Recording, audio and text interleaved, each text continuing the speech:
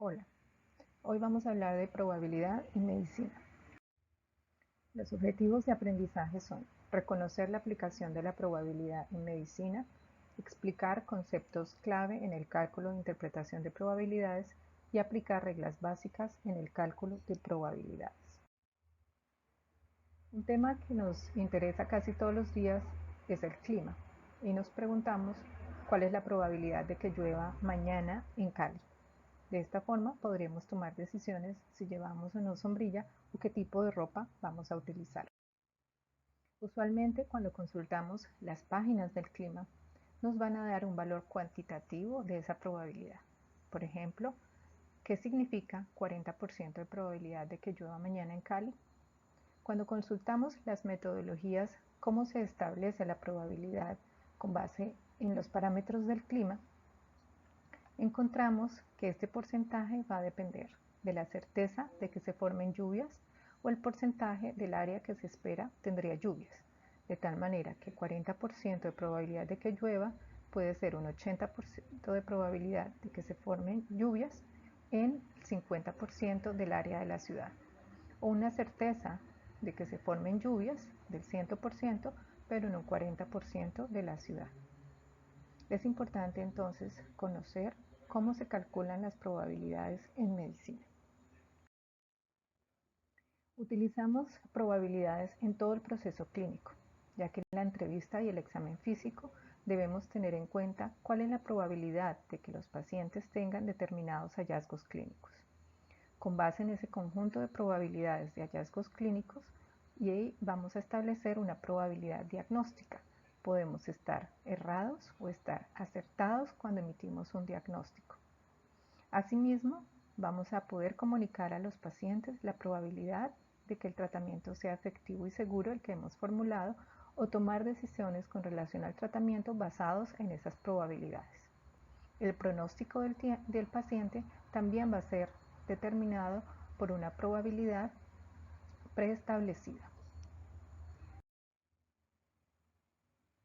Sin embargo, pensemos que el ejercicio clínico es complejo, no solo por la heterogeneidad de los pacientes, sino porque no tenemos hallazgos clínicos que confirmen plenamente o descarten plenamente una enfermedad. Por ejemplo, hagamos un esfuerzo para identificar un hallazgo clínico que siempre está presente en una enfermedad, de tal manera que si no está, completamente la descarta. O un hallazgo clínico que nunca está en una enfermedad, de tal manera que si está presente, no la va a descartar. Pensemos qué tantos ejemplos tenemos de estas situaciones en medicina.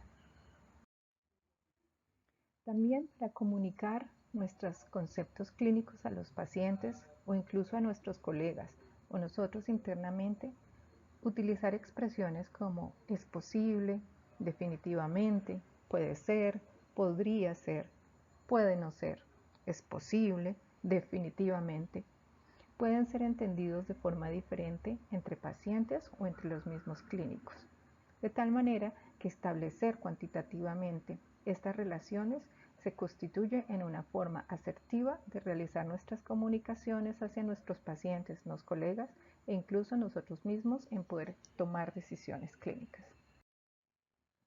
¿Cómo establecemos esa probabilidad cuantitativa de una enfermedad? Primero debemos comprender que cuando hablamos de que la probabilidad es cero, es seguro, definitivo de que no hay una enfermedad. Mientras una probabilidad de 1 nos indica que es seguro, no hay duda de que sí hay esa enfermedad. Por su parte, una probabilidad de 0,5 significa que existe la misma probabilidad de que haya o que no haya una enfermedad. Por ejemplo, cuando hablamos de un 40% de probabilidad de una enfermedad, la podemos ubicar en esta posición en la línea entre 0 y 1, es decir, de 0,4. Y la podemos interpretar como de 100 personas con los mismos hallazgos clínicos, 40 tendrían la enfermedad, que es equivalente a 20 de 50 personas o 10 de 25 personas. Un uso frecuente de esta forma de comunicar las probabilidades es la clasificación de la probabilidad de eventos adversos. Se clasifican en frecuentes, poco frecuentes, raros y muy raros, de acuerdo con la probabilidad. Les pido a continuación que hagan este ejercicio y expresen esta probabilidad en proporción, también en porcentaje, y las ubiquen en esta línea de probabilidad. Tomen unos minutos para hacer este ejercicio.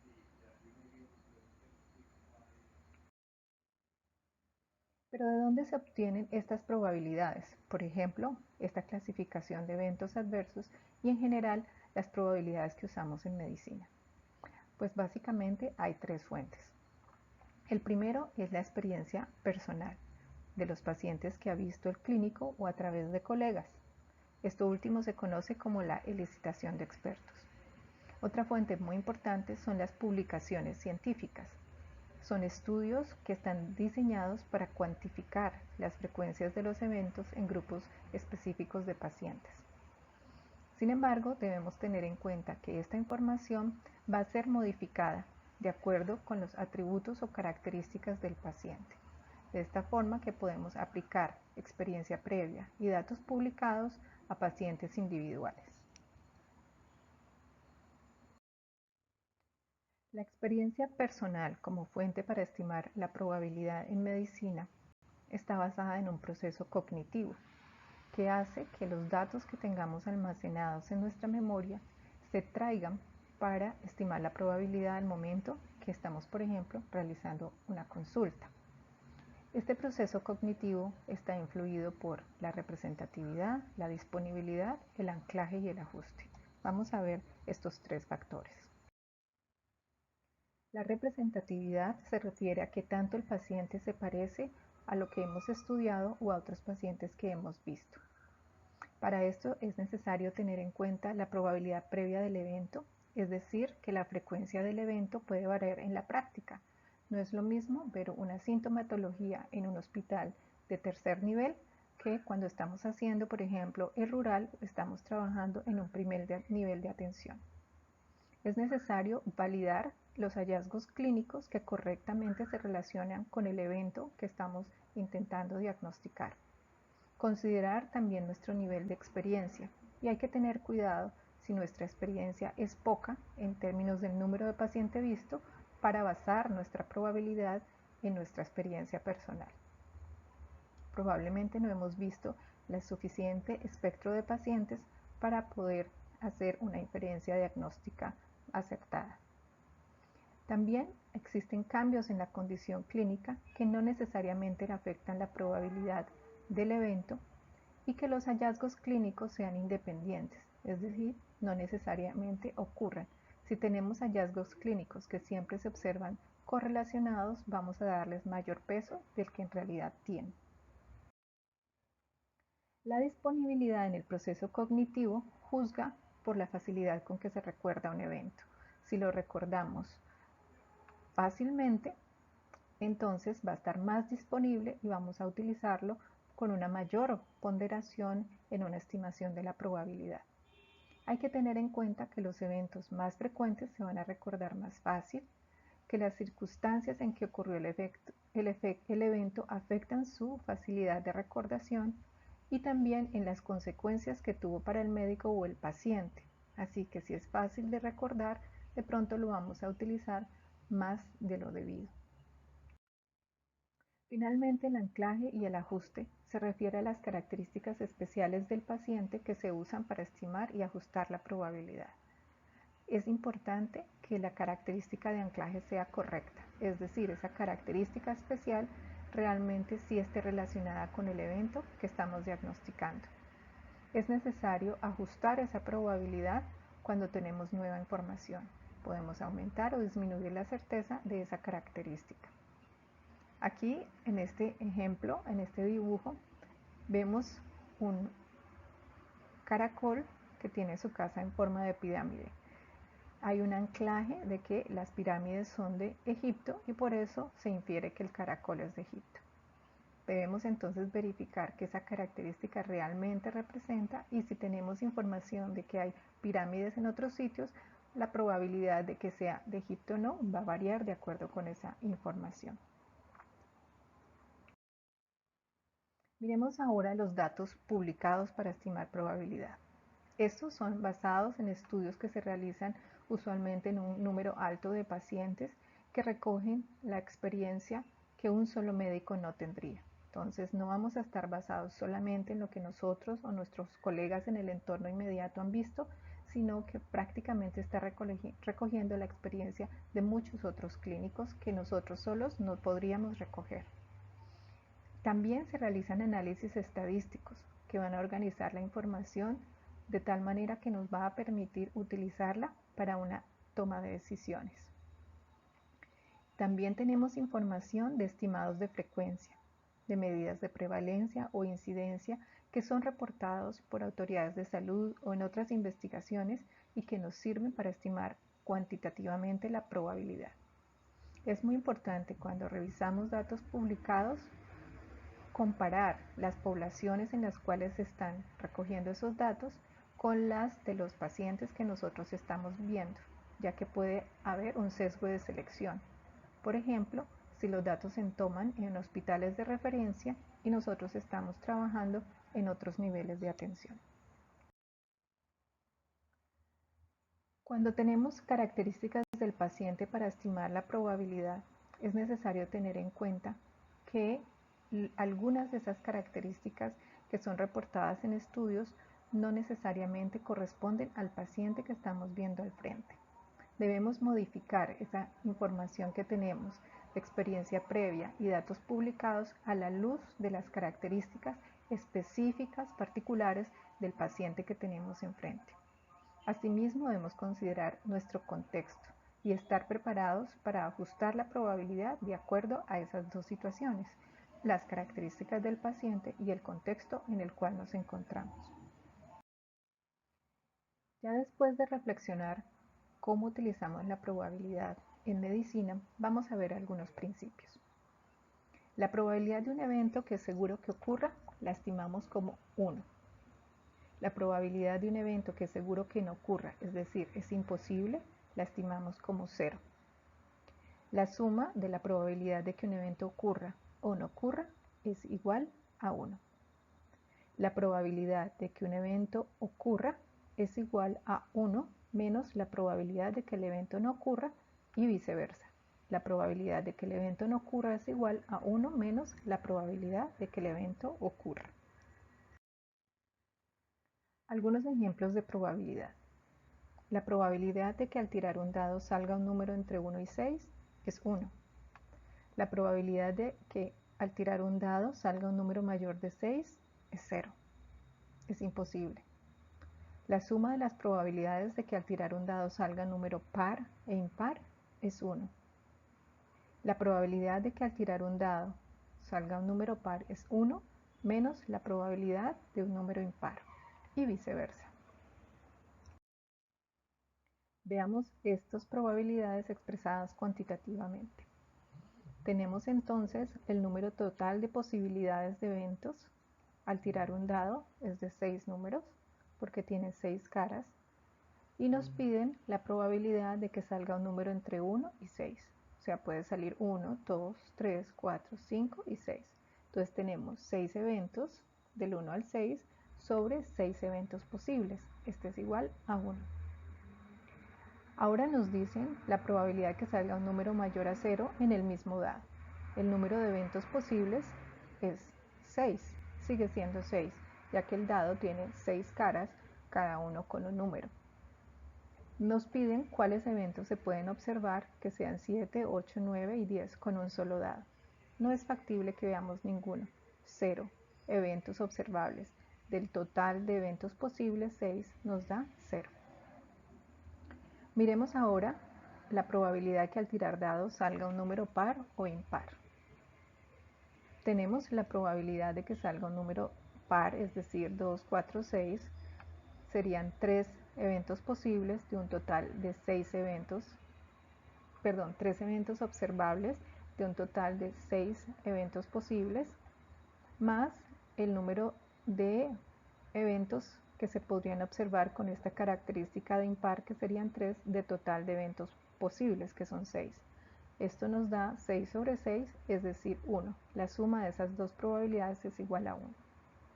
Ahora nos piden la probabilidad de tener un número par, conociendo la probabilidad de un número impar. Entonces es igual a 1 menos esa probabilidad del número impar, que es 3 observables sobre el total de eventos posibles, nos daría 3 sobre 6, que es igual a 1/3, y viceversa. El número 1 menos la probabilidad del evento par, que sería 1 menos 3/6, y que equivale igual a 1/3. Algunas reglas de la probabilidad. La primera, multiplicación de eventos independientes. Entonces sería la probabilidad de tener A y B, es decir, de observar dos eventos simultáneamente. Es igual a la multiplicación de la probabilidad del evento A por el evento B. En este caso, el supuesto es que estos dos eventos son independientes, es decir, la probabilidad de que ocurra uno no está influido por la probabilidad del otro. En este ejemplo nos preguntan, ¿cuál es la probabilidad de que un caso confirmado de COVID-19 en Colombia sea hombre y tenga más de 60 años? Con base en los datos del Instituto Nacional de Salud, tenemos que el 47% de los casos confirmados en Colombia son hombres y el 14% de los casos confirmados de COVID en Colombia son mayores de 60 años. Utilizando entonces la fórmula, multiplicamos la probabilidad de ser hombre por la probabilidad de tener más de 60 años, lo que nos da 0,065 o 6,5%. Es decir, la probabilidad que un caso confirmado de COVID-19 en Colombia sea hombre y mayor de 60 años es de 6,5%.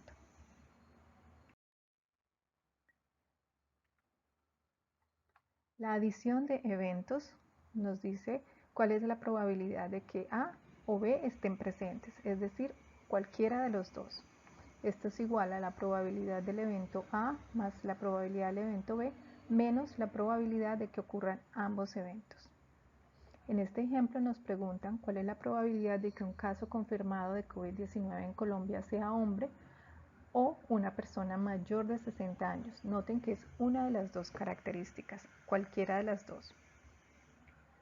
Tenemos entonces la misma información, 47% de casos confirmados en COVID son hombres, 14% son mayores de 60 años y tenemos la información de que el 0,06 son hombres mayores de 60 años, que fue el valor que obtuvimos al hacer la multiplicación de estos eventos.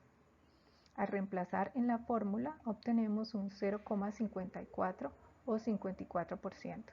Es decir, la probabilidad que un caso confirmado de COVID en Colombia sea hombre o una persona mayor de 60 años es de 54%. En la multiplicación de eventos dependientes, tenemos en cuenta que la ocurrencia de un evento está influido por la ocurrencia del otro evento.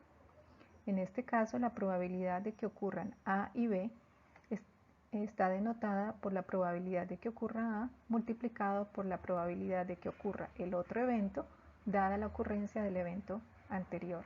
Por ejemplo, la probabilidad de que ocurra B, dado que ya ocurrió A. En este ejemplo nos preguntan cuál es la probabilidad de que un caso confirmado de COVID-19 en Colombia sea hombre y fallezca.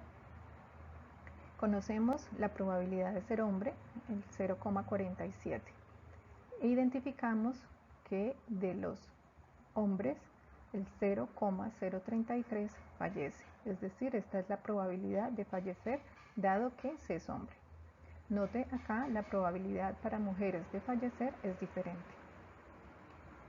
Reemplazamos en la fórmula la probabilidad de ser hombre que conocemos, la probabilidad de fallecer dado que es hombre, y nos da un resultado de 0,015. Es decir, la probabilidad que un caso confirmado de COVID-19 en Colombia sea hombre y fallezca es de 1,5%. Para determinar si son eventos dependientes o independientes, podemos utilizar la fórmula de la multiplicación de eventos independientes. Si este resultado es igual a esa multiplicación se consideran eventos independientes y si es diferente se consideran eventos dependientes. En este ejemplo, ¿cuál es la probabilidad de fallecer de acuerdo con el sexo? Es decir, si fallecer depende de si es hombre o mujer en los casos confirmados de COVID-19 en Colombia. Conocemos el primer evento, ser hombre, con un 0,47 de probabilidad y nos dan la probabilidad del otro evento que es fallecer en 0,025. Al aplicar la fórmula para eventos independientes nos da en 0,011 o 1,1%, que es diferente a la probabilidad que obtuvimos de que ocurrieran los dos eventos cuando eran dependientes de 1,5. Este valor entonces real obtenido de 1,5 es diferente al valor teórico si fueran eventos independientes. Por lo tanto, concluimos que el ser hombre o mujer va a influir en la probabilidad de fallecer en los casos confirmados de COVID-19 en Colombia.